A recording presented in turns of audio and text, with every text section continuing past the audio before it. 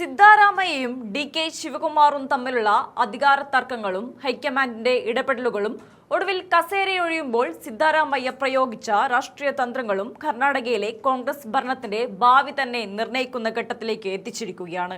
തിങ്കളാഴ്ച രാഹുൽ ഗാന്ധി അടക്കമുള്ള പ്രമുഖ ദേശീയ നേതാക്കളുടെ സാന്നിധ്യത്തിൽ ഡി.കെ. ശിവകുമാർ കർണാടകയുടെ മുഖ്യമന്ത്രിയായി സത്യപ്രതിജ്ഞ ചെയ്ത് അധികാരമേൽക്കുമ്പോൾ അദ്ദേഹത്തിന് മുന്നിലുള്ളത് പൂമെത്തിയല്ല, മറിച്ച് കനലുകൾ നിറഞ്ഞ ഒരു പാതയാണ്. ഇനിയുള്ള 2 വർഷത്തെ ഭരണകാലം മുൾക്കിരീടം ധരിച്ച് മുഖ്യമന്ത്രി കസേരയിൽ ഇരിക്കേണ്ട അവസ്ഥയിലേക്കാണ് അദ്ദേഹത്തെ എത്തിച്ചിരിക്കുന്നത്.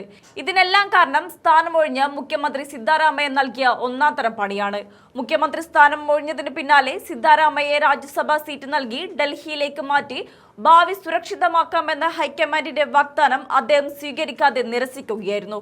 ശിവകുമാർ മുഖ്യമന്ത്രി കസേരയിലിരുന്ന് ചക്രശ്വാസം വലിക്കുന്നത് കാണാൻ വേണ്ടിയാണോ സിദ്ധാരാമയ്യ ഈ ഓഫർ വേണ്ടെന്ന് വെച്ചതെന്ന ശക്തമായ ചോദ്യം ഉയരുന്നുണ്ട്. സ്ഥാനം ഒഴിഞ്ഞതിന് പിന്നാലെ ഡൽഹിയിലെത്തി രാഹുൽ ഗാന്ധിയെയും മല്ലികാർജുൻ ഖാർഗെയും കണ്ട സിദ്ധാരാമയ്യ താൻ ഒഴിഞ്ഞു തന്ന കസേരയ്ക്ക് പകരം വൻ നിബന്ധനകളാണ് കേന്ദ്ര നേതൃത്വത്തിന് മുന്നിൽ വെച്ചിരിക്കുന്നത്. ഡി.കെ. ശിവകുമാറിന്റെ മന്ത്രിസഭയിൽ തന്റെ മകൻ യതീന്ദ്രയ്ക്ക് കൂടുതൽ പ്രാധാന്യമുള്ള വകുപ്പുകൾ നൽകണമെന്നതാണ് സിദ്ധാരാമയ്യയുടെ പ്രധാന ആവശ്യങ്ങളൊന്ന്. ഇതുവരെ ശിവകുമാർ കൈകാര്യം ചെയ്തിരുന്ന മെഡിക്കൽ വിദ്യാഭ്യാസം, പിന്നോക്ക വിഭാഗക്ഷേമം, വ്യവസായം, ജലവിഭവം എന്നിവയുൾപ്പെടെയുള്ള പ്രമുഖ വകുപ്പുകൾ മകൻ യതീന്ദ്രൻ തന്നെ നൽകണമെന്ന് അദ്ദേഹം കടുത്ത സമ്മർദ്ദം ചെലുത്തുന്നുണ്ട്.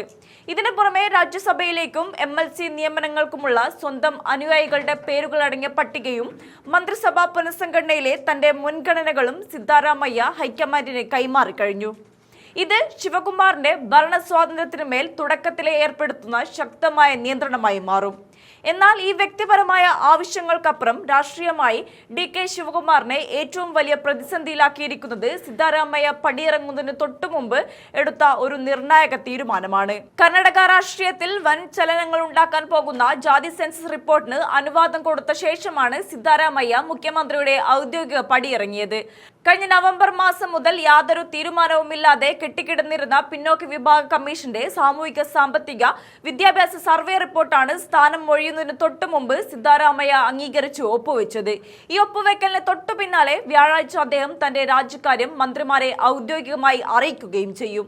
ഈ റിപ്പോർട്ട് ഇനി കൃത്യമായി നടപ്പിലാക്കേണ്ടത് പുതിയ മുഖ്യമന്ത്രിയായ ഡി.കെ. ശിവകുമാറിന്റെ മാത്രം ഉത്തരവാദിത്തമായി മാറിയിരിക്കുകയാണ്. കർണാടകയിലെ പ്രബല മുന്നോക്ക സമുദായമായ വൊക്കാലിക വിഭാഗത്തിൽ നിന്നുള്ള പ്രമുഖ നേതാവാണ് ഡി.കെ. ശിവകുമാർ.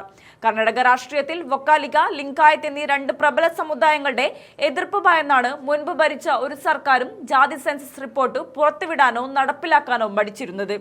ഇതേ ഭയം കാരണം തന്നെയാണ് നിലവിലെ കോൺഗ്രസ് സർക്കാരും ഇത്രയും കാലം ഈ റിപ്പോർട്ട് ചുവപ്പുനാടയിൽ കുരുക്കിയിട്ടത്. അങ്ങനെയുള്ള സാഹചര്യത്തിലാണ് തനിക്ക് മുഖ്യമന്ത്രി പദവി ഒഴിയേണ്ടി വരുമെന്ന് 100% ഉറപ്പായതോടെ സിദ്ധാരാമയ്യ തന്റെ അറ്റകൈ പ്രയോഗം നടത്തിയത്. ഈ ജാതി സെൻസസ് റിപ്പോർട്ട് അംഗീകരിക്കുക വഴി ഡി.കെ. ശിവകുമാറിനും രാഹുൽ ഗാന്ധിക്കും മുന്നിൽ വലിയൊരു രാഷ്ട്രീയ ചതുരംഗ കളമാണ് അദ്ദേഹം ഒരുക്കിയിരിക്കുന്നത്. നിലവിൽ കർണാടക നിയമസഭാ കാലാവധി അവസാനിക്കാൻ വെറും 2 വർഷം മാത്രമാണ് അവശേഷിക്കുന്നത്. വരാനിരിക്കുന്ന നിയമസഭാ തെരഞ്ഞെടുപ്പിൽ കോൺഗ്രസിന് അധികാര തുടർച്ച ലഭിക്കുകയാണെങ്കിൽ ഒരുപക്ഷെ ഡി.കെ. ശിവകുമാർ തന്നെ മുഖ്യമന്ത്രി പദവിയിൽ തുടർന്നേക്കാനുള്ള സാധ്യതകളുണ്ട്.